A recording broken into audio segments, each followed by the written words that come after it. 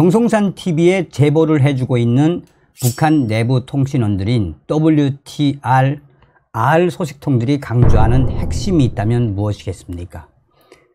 유사시에 북괴 김정은이가 이 한미 전략자산, 특히나 미군 항공모함에 핵탄을 쏜 이후에 북한 김정은이 중국으로 피신을 했다가 중국인민해방군이랑 같이 평양 이남 지역으로 내려오는 이 시나리오가 가장 위험한 시나리오다라고 강조했죠.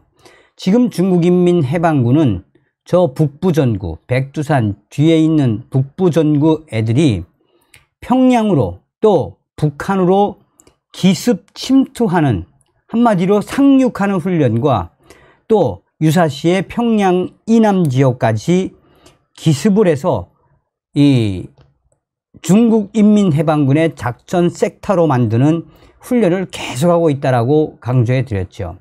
자, 자주국방 네트워크의 이일우 국장이 김정은이가 왜 전략 핵 미사일 부대를 북한과 중국의 국경지대로 옮겼는지, 유사시에 북한의 김정은이가 중국으로 도주할 수 있는 그 계획에 대해서 소상하게 밝혔습니다. 정성산TV 좋아요, 구독, 알림은 큰 힘이 되겠습니다. 자, 자주국방 네트워크의 이일우 국장이 중국은 자신들의 적에 대항하기 위해서라면 불량 국가에도 핵무기를 공급하는 나라입니다. 파키스탄 핵무기의 아버지라 불리는 압들 카디르 칸 박사는 지난 2004년 이른바 칸 네트워크로 불리는 불법 핵 암시장을 운영한 혐의로 체포가 됐었지요.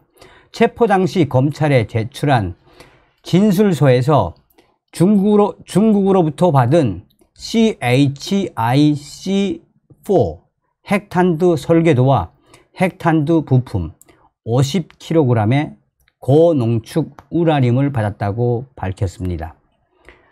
이일우 국장은 계속해서 중국이 파키스탄에 핵무기 설계도와 핵물질을 넘긴 것은 중국의 적국인 인도에 대항하기 위한 것으로, 마찬가지로 중국의 적국인 미국과 일본과 적대 관계인 북한에도 중국은 무기를 넘겨주고 있다라고 강조하고 있습니다.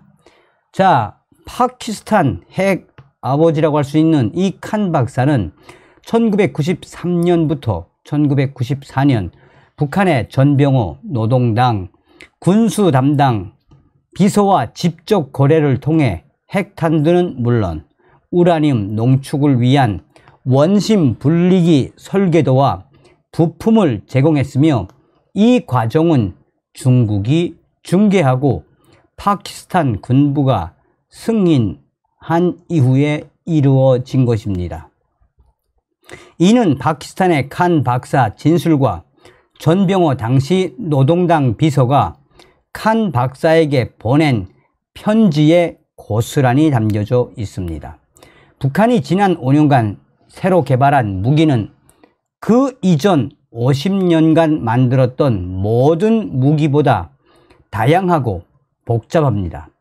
북한의 구매력 지수가 상대적으로 높다고 해도 현재와 같은 경제난 속에서 각기 다른 유형의 무기들을 동시다발적으로 개발하는 것은 외부의 지원 없이는 불가능합니다. 예를 들어 북한은 최근 몇 년 사이 이동식 미사일 발사 차량을 급격히 늘렸습니다.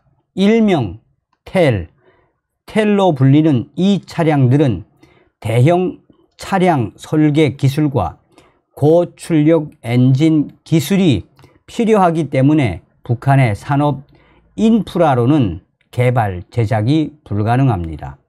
그러나 중국은 평양, 덕중 자동차 합작 회사라는 업체를 세워주고 이곳에서 자국산 대형 트레일러와 트럭을 생산할 수 있도록 지원을 했습니다. 2022년 4, 4분기 북한이 중국에서 대형 타이어 대형 차량용 타이어 수입을 크게 늘린 이유는 바로 이 텔 생산이 늘어났다는 것을 의미합니다 라고 이일우 국장은 강조하고 있습니다. 이일우 국장은 계속해서 중국의 북한 미사일 대구경 다연장 로켓 개발 지원 정황은 중국과 북한 양국 간 비밀리에 이루어졌을 것이기 때문에 외부에서 물적 증거를 잡기는 어렵지만 중국은 북한의 탄도미사일 개발 시험 때마다 이를 지원을 했습니다. 2021년 3월 25일 북한의 전술 탄도미사일 동해 발사 당시 중국인민해방군은 동해상에 영55형 구축함 난창함을 띄워놓고 미사일 탄착점 바로 앞에서 관측 임무를 수행했습니다. 북한의 미사일이 제대로 작동을 하는지 정상적으로 작동을 하는지 텔레메트리 신호를 북한과 주고받으며 북한 측에 기술 자문을 한 정황입니다. 앞서 파키스탄의 사례에서도 볼 수 있는 것처럼 애초에 중국은 북한에 비핵화를 바랬던 적은 중국은 결코 없습니다. 오히려 북한에 원심 불리기 설계도와 부품, 재료를 공급하며 북한이 핵무기를 개발하고 대량 생산할 수 있도록 지원한 것이 바로 중국입니다. 이일우 박사는 계속해서 아주 중요한 팩트를 강조하고 있습니다.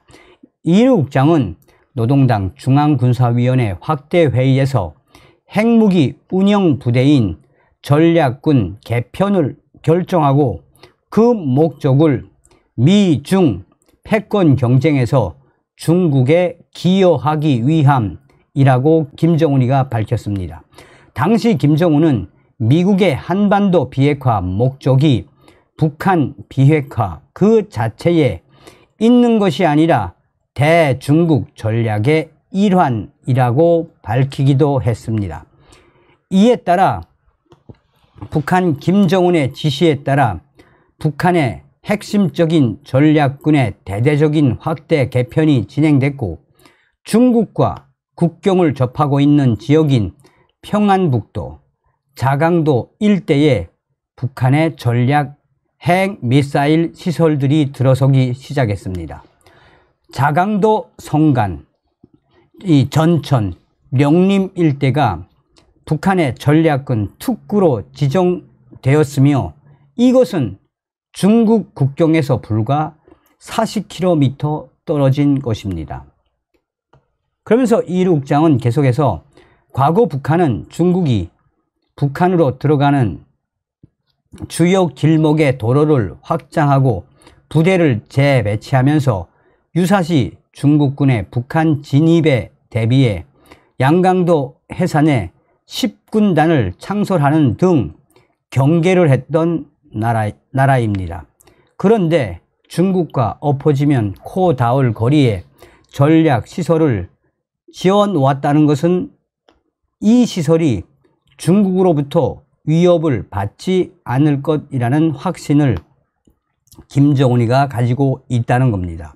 다시 말해 이 전략 핵시설, 전략 핵 미사일 시설들을 중국이 용인했다는 것입니다.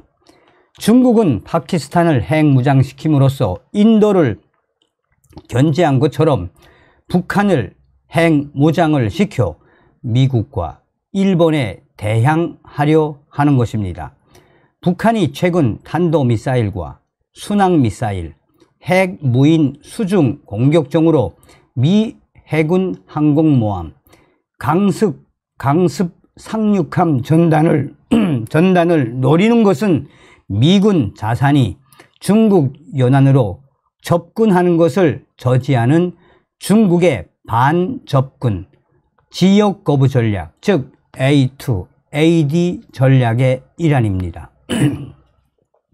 중국은 A2, AD 전략으로 대함 탄도미사일을 핵심 자산으로 내세우고 있지만 이 미사일들은 기술적으로 미국 항모에 타격을 주기 위한